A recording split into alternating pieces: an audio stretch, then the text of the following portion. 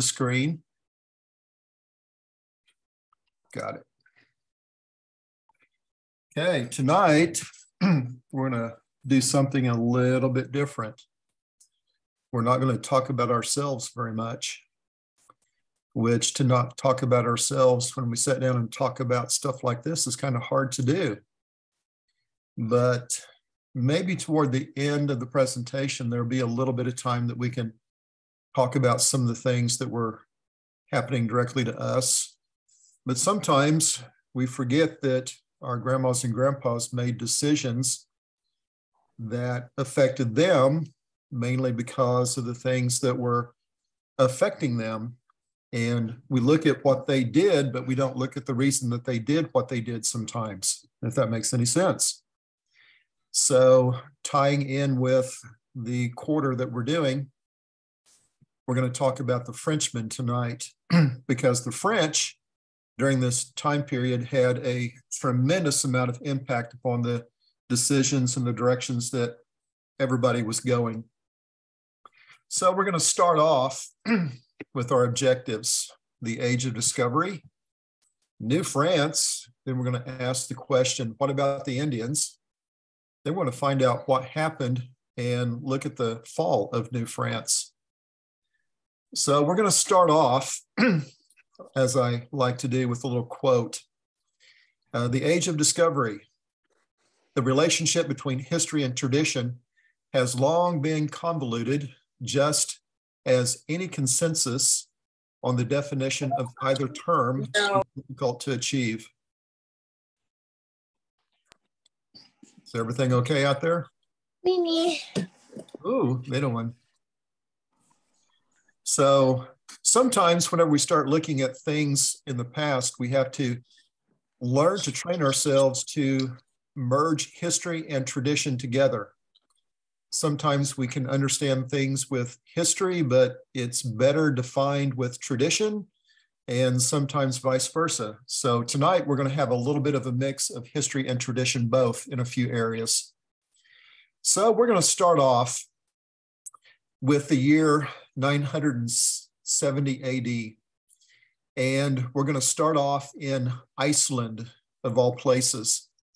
And as we start off in Iceland, across the Great Water, the same thing, the same time in the 900 to 1000 AD time span is when the Iroquois people, our great-great-great-great-grandmas and grandpas, were claiming and conquering the regions of Ontario, Canada, upstate New York, and the St. Lawrence Valley. We have a tendency to think that our grandmas and grandpas had been in that region for forever. But the archaeological record pretty much states that about 900 to 1000 AD is when we actually showed up and began to take over that land. Our traditions confirm that, and the archaeological record gives just enough evidence to say that our traditions are true. Although the traditions don't say the time, the archaeological record does. So looking at Iceland, we're going to start off tonight looking at Leif Erikson. He was born in Iceland about 970 AD. Erikson was raised on Greenland because his father, Eric the Red, got into a lot of trouble. Some people died at Eric's expense, and he was excommunicated from Iceland, and he ended up in Greenland somewhere around 985 AD. Eric the Red is kind of given credit for starting the colony, the Viking colony, the Norseman colony in Greenland. Greenland is actually considered part of North America. It's on the North American plate. And when Eric the Red and his family got there, they came across some people that they called the Skarlings. They were the Thule or the Proto-Inuit, the Inuit people as they are known today. But by the time Eric the Red and family got there, there were people already living on Greenland, which kind of surprised them. A few years later, Leif Erikson was out in his little boat and kind of got lost. He accidentally discovered the Great Island. When he discovered the Great Island, the Old Norse legends basically say that he found what is known today as Baffin Island, Labrador, and Newfoundland somewhere around 998 AD. And he is credited as being the first European to set foot upon the Great Island.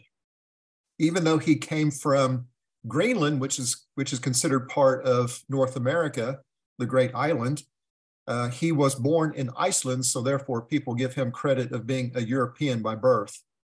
And around 1020 AD, the Norse actually are credited now through archaeological record of establishing one of the first villages, one of the first settlements on the North American continent at Lanso Meadows on Newfoundland. However, even though the Vikings, the Norsemen, are given that credit, I had some slides in here that I took out because of time.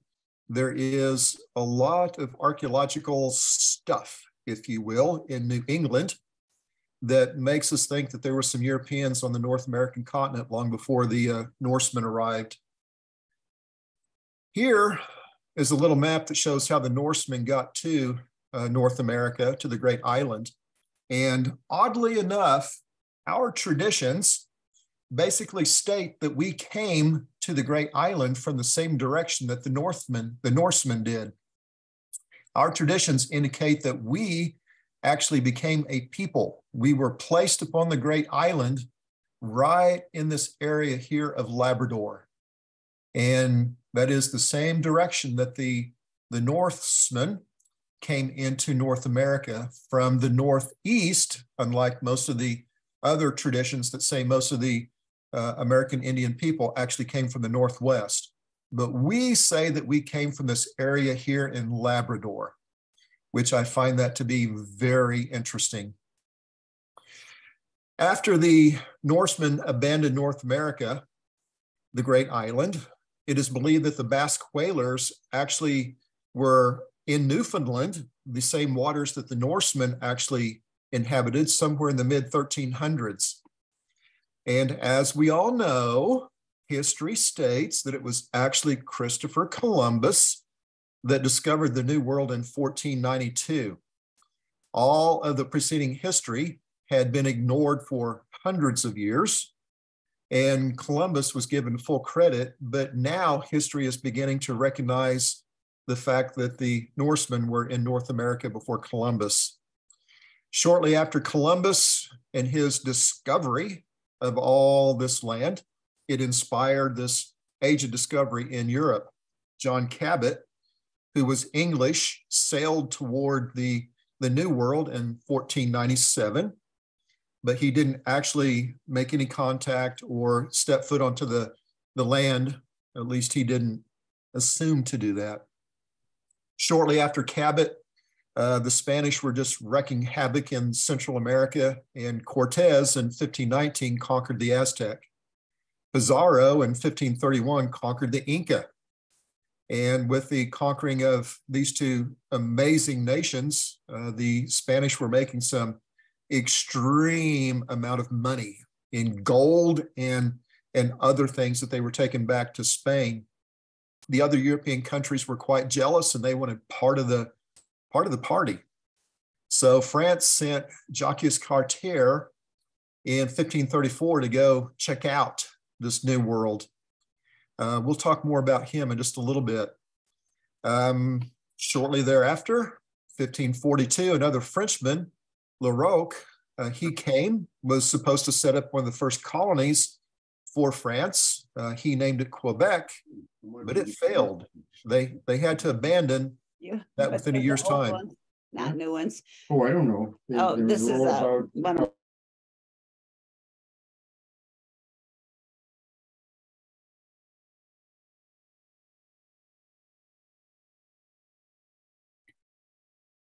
Does everybody hear me still?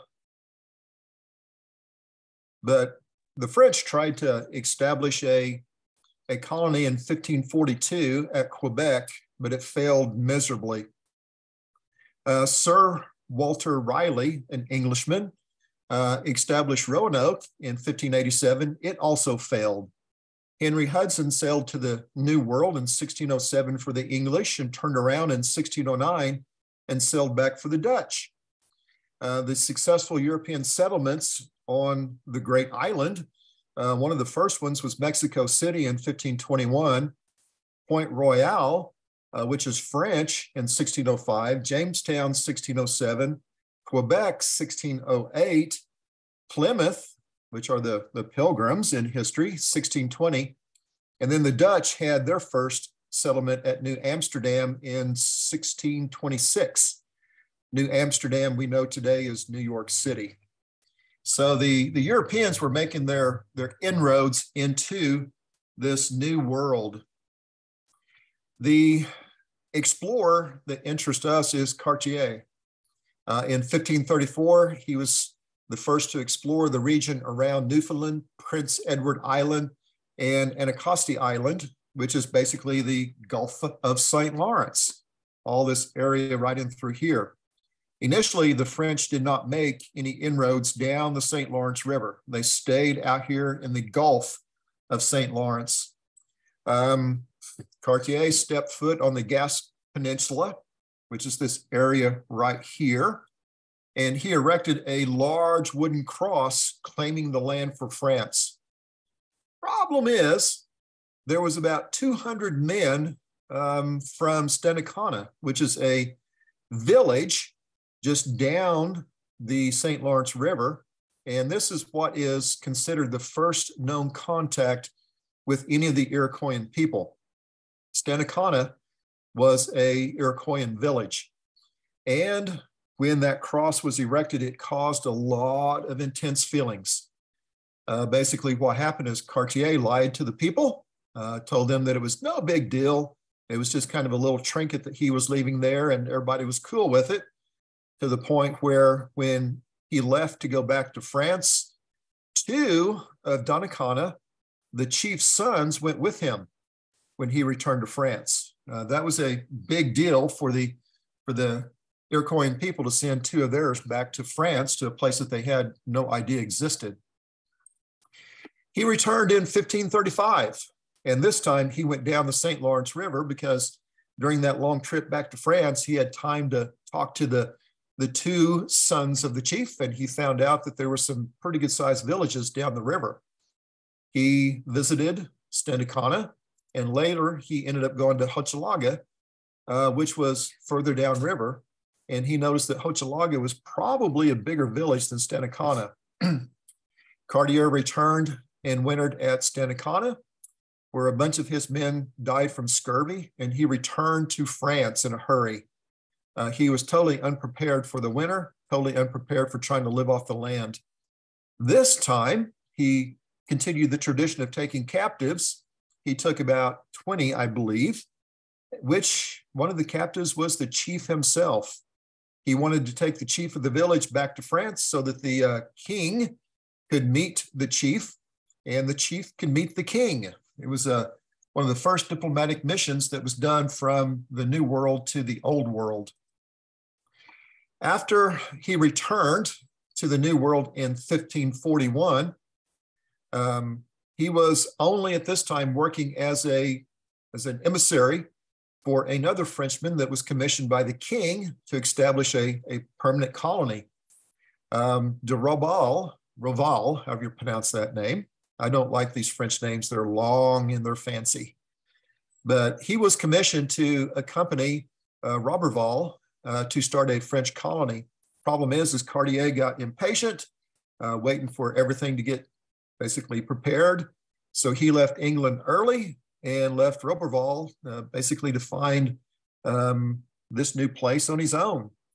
Cartier, when he got back, he had to make an accounting for all these captives that he had taken about 5 years earlier. He told them that they were all living well and high on the hog in France, which was another lie.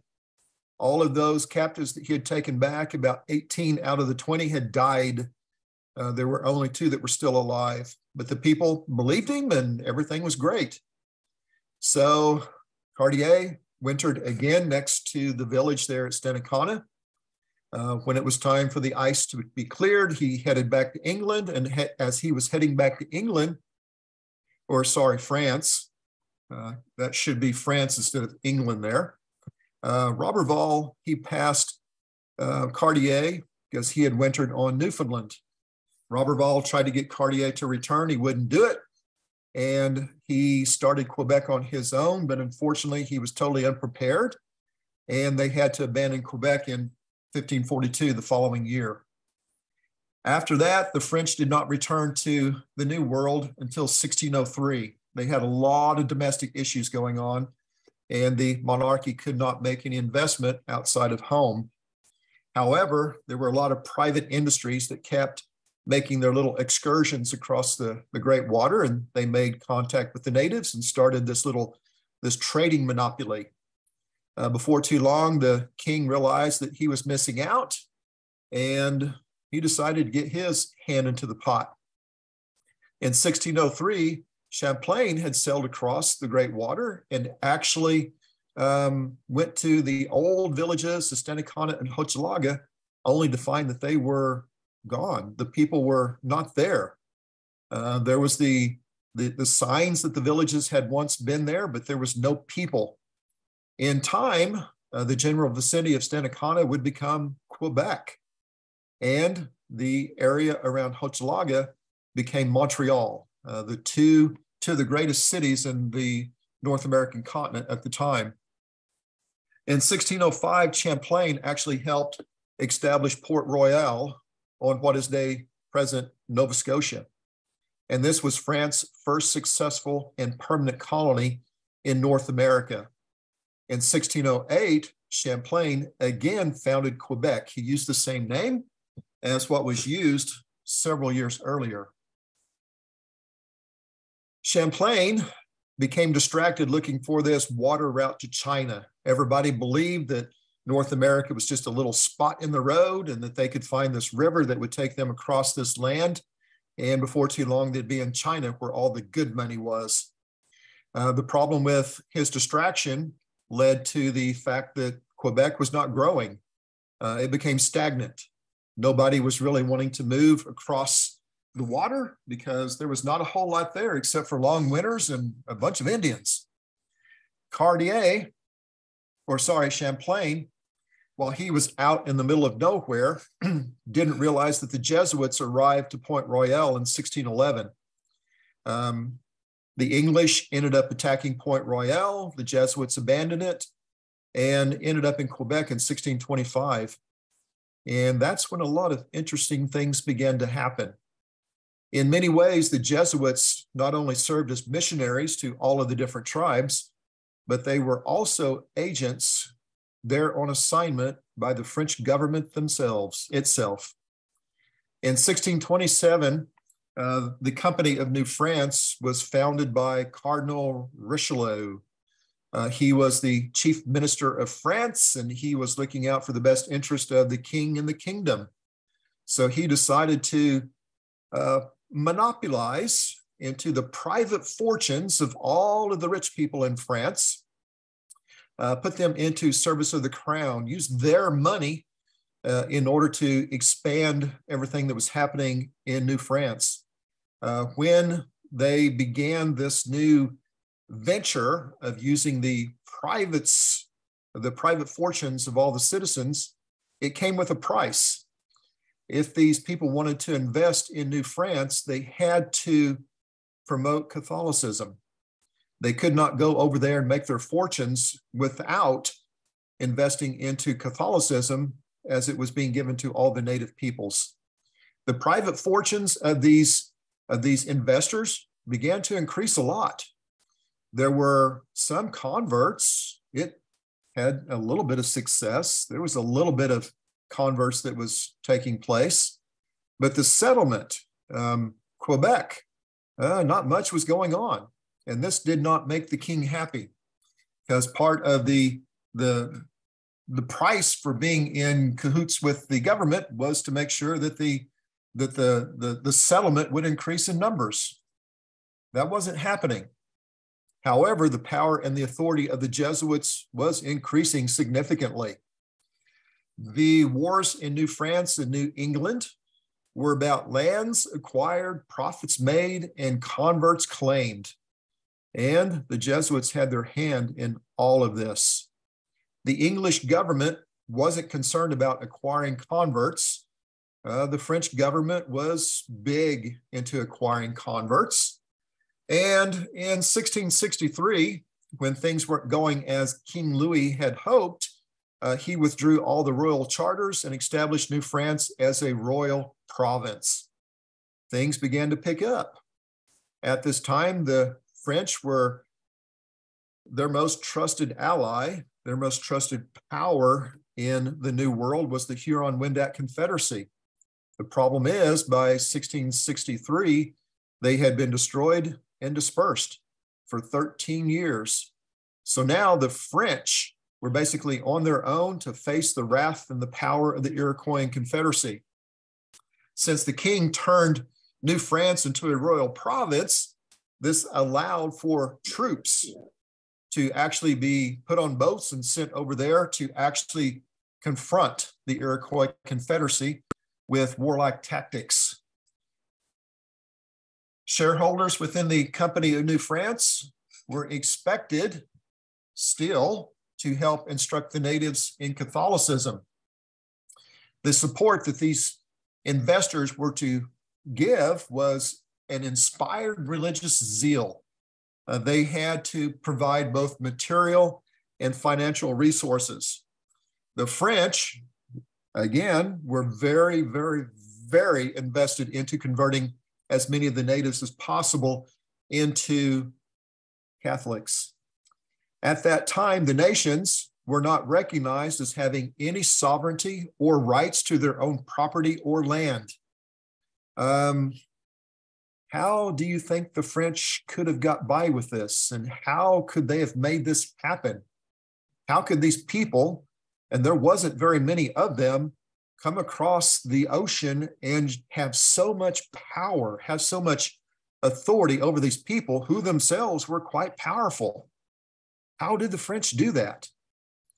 Everything that the nations had since the beginning of time, from the perspective of the French, simply no longer existed. The problem is that the nations didn't buy into what the French were saying, and they continued to claim and exert their own sovereignty over their own nations and over their own land. The goal of the French regime was a unification of the natives and the settlers under the cross and the crown.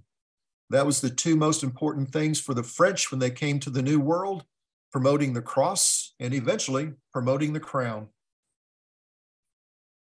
Where the Indians had once been considered Hurons, looked down upon and despised as the scum of society, after they converted to Catholicism, they would now be considered natural-born citizens of the crown.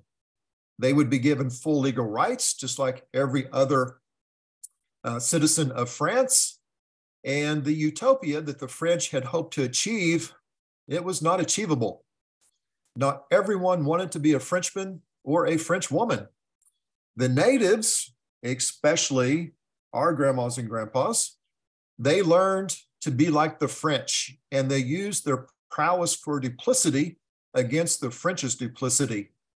And our grandmas and grandpas actually out-duplicified, if we can make up a word, the French. They played the French's game, and they beat them in a stand-up game of chess. And from January, who was our chief that basically did that? Does everybody remember? It was Conderonk. Conderonk stood toe-to-toe with the French and outfought them, out-strategized them, and he had greater levels of diplomacy that the French couldn't even figure out. In New Spain, the Spanish were conquering and killing the natives with violent, brutal force. The Spanish had a God-given mandate to conquer. The Spanish had a legal God-given right to take the land.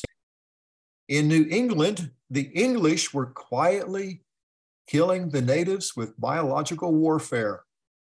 History is trying to hide that fact, but we have an oral tradition that speaks of it very clearly. Where they are trying to hide that, the traditions say otherwise. The English, just like the Spanish, had a God-given mandate to conquer, but they had a different approach to the way in which they conquered.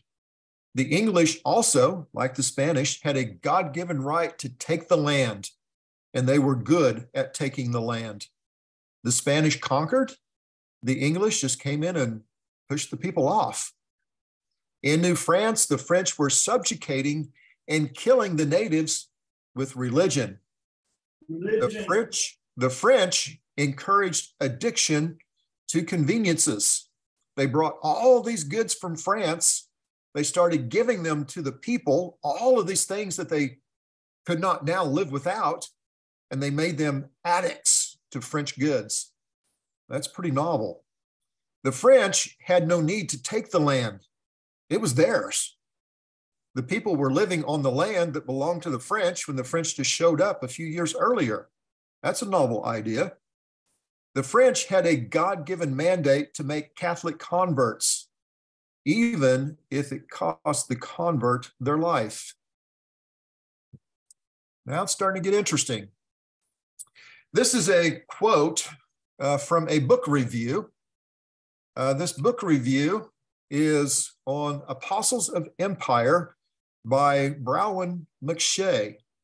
If you have a chance to get this, you can get it on Amazon. It's an interesting read. And just this book review by Adrian Vermeule gives a good summation of what the book is about. In our world, commitments are almost always fractured, compartmentalized, and truncated. Politics here, faith there, social welfare and social justice elsewhere, learning somewhere else.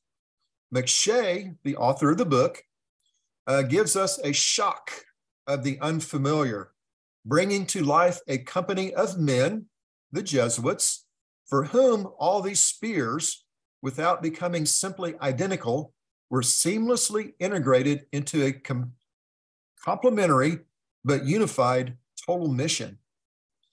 So now we're beginning to see how the French could walk into the New World and just take things over.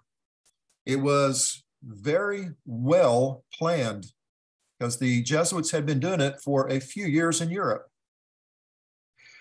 When the imposed loyal subjects of the French crown would not capitulate, they were harshly capitulated. More times than not by the fill in the blank, the Jesuits.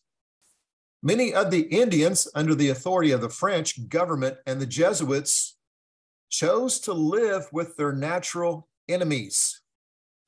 It was safer for them to live with a known enemy rather than be stripped of their own identity and be subjugated by the Jesuits.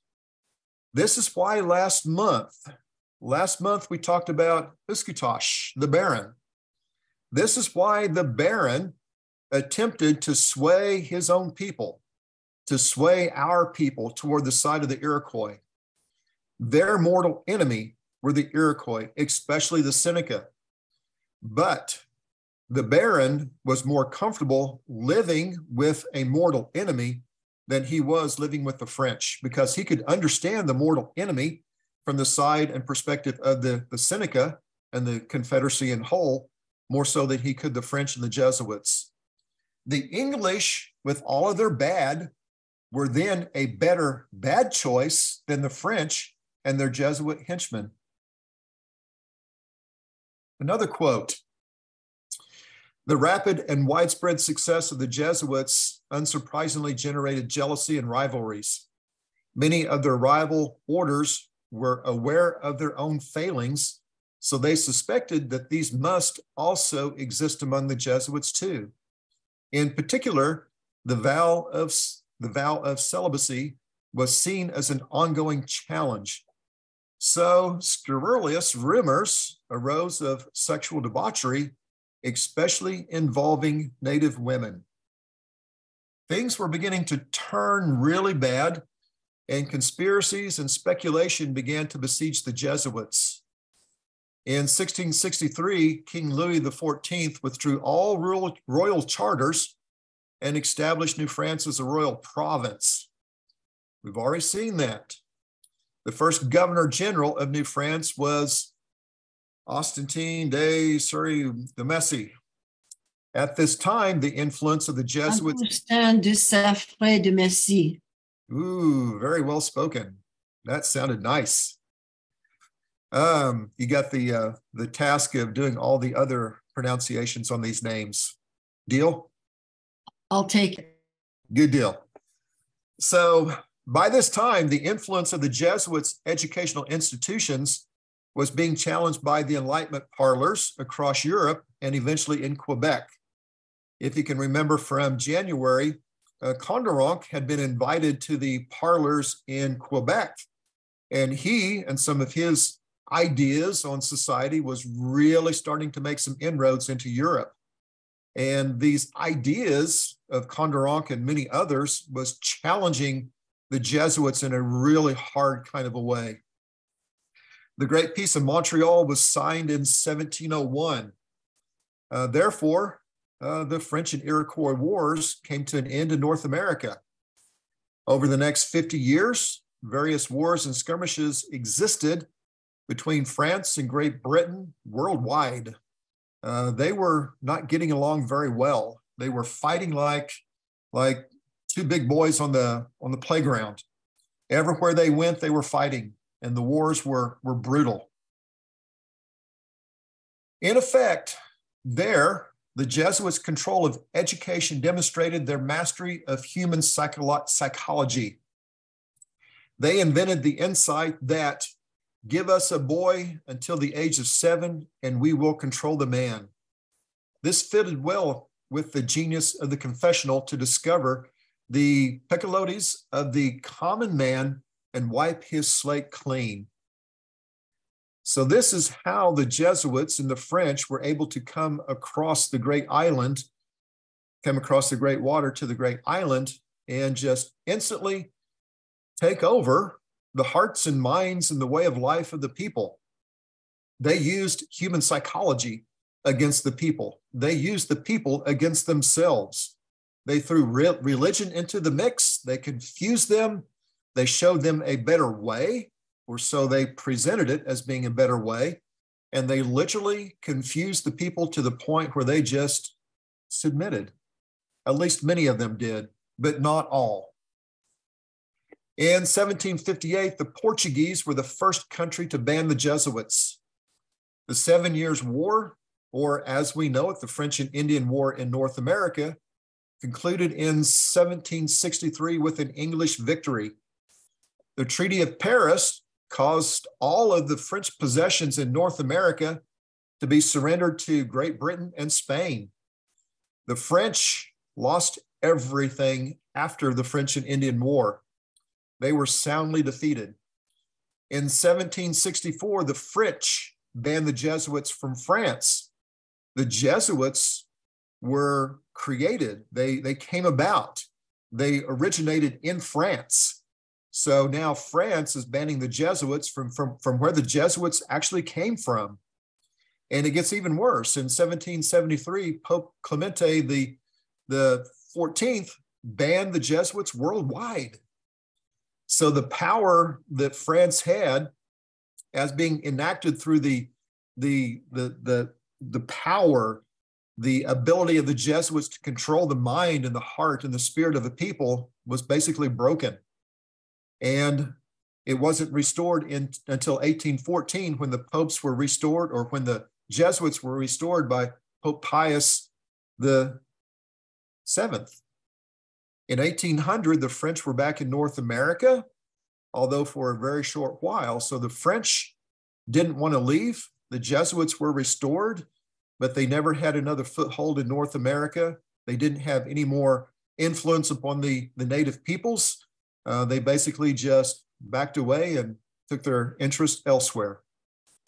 But that's a quick summation as to how the French and the Frenchmen came and enacted their will, pretty much at will, over the people of New France, over the Huron mission, which included our grandmas and grandpas. And as always, there's a bunch of sources for people to divulge into. And that's all. Any thoughts, any questions?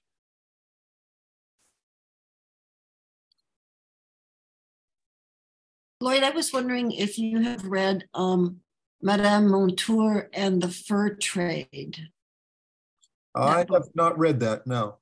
It's a really good book to read, and because it gets into a lot of these things that you've presented. And what I really liked about the book is it takes it from a much more cultural, historical perspective, where you sort of are really delving into the families and the villages that you've talked about, and also the conflicts that were arising between the different tribal groups and the French and the different tribal groups and the English, and then of course the French and the English themselves. Because what was going on at that time in Europe is when the 100 Years' War was taking place around that, and what really was happening between France and England was that the war that they were perpetuating in Europe spilled into North America.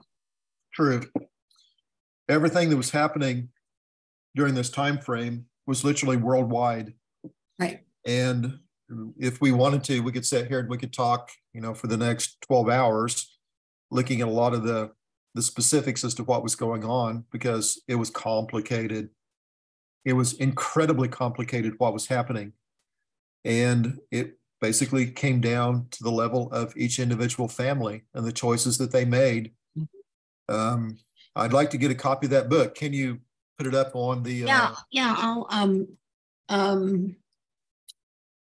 there is. I'll shoot you the Amazon link to it here if I can grab it. It's always it's tricky to grab these things. Hold on just a second. I'll get to it here while you can go on. If there's other questions, I'll just grab it as I can. Well, a lot of what we could talk about would take a lot of time, but the complications of what was happening here, I just briefly just gave you a quick synopsis of some of the bigger things that was happening. But this was a mess, and it's absolutely amazing. And if you start reading a lot of the things that were going on, we forget, with all the political things that were at play, that basically it comes down to people, what the people were deciding, what they wanted to do, what they were forced to do, what they were manipulated to do, is not really expressed that well in history. You look at the monumental achievements that the French and the English and the Spanish did in the New World at the sake of the people. And that's the part that's left out. That's the part that's not expressed in the history books. And that's the part that should be presented nowadays, because it was brutal. And hopefully we can begin to look into a lot of the things from the perspective of our people, and we can learn from that so that that does not get repeated again. I'm going to launch this here so that I can get a copy of that. Lloyd, I have a question. The first two villages that you discussed, the large villages, did they ever figure out like what happened to the people? Did they die from disease? Did they move on because of the people coming across? That is one of the mysteries that's difficult to answer. In the sources, there is a paper that I put in here by Horatio Hell, The Fall of Hochelaga, a study of popular tradition. That was written back in 1894 by Mr. Hell, who spent a lot of time writing about our people. And he presented some pretty good theories as to what happened. They don't know. They speculate that it could have been that when the French actually walked into the villages, they brought with them smallpox, and it killed off the two villages. It could be that when the French came in, it basically turned those two villages against the rest of the Iroquois people, and they were attacked and destroyed because of their traitorship, if you will. It could also be that war started out and the two villages were abandoned, and some people suspect that maybe the villages were actually absorbed into the Mohawk, which the Mohawk were on the far eastern side of the Confederacy. It's also speculated that the two villages basically combined and went over across where the Wyandotte Confederacy basically was formulated, and they basically were absorbed as one of the latter nations to join the Confederacy. So there's a lot of different ideas as to what happened, but there is absolutely no solid evidence to say one of the theories is true. To my knowledge, we don't have any oral tradition that speaks of this. Otherwise, we could turn to the tradition and have a better idea. So nobody knows. It's purely speculation as to what happened to the two villages. Thank you so much. I was afraid that was going to be the answer, like so many things. Yeah, there's a lot of mysteries. And that's why the traditions that we have are so important, because they do share a lot of things that history and science and the archaeological record doesn't. A lot of people look at our stories as being just silly little stories, but they're actual very valuable, very important pieces of the puzzle that make everything come together rather nicely.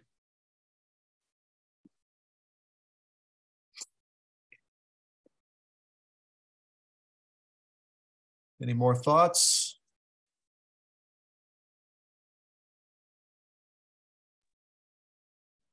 Well, thank you, Lloyd. I'm going to go ahead and turn the recording off, but we can continue talking. Okay.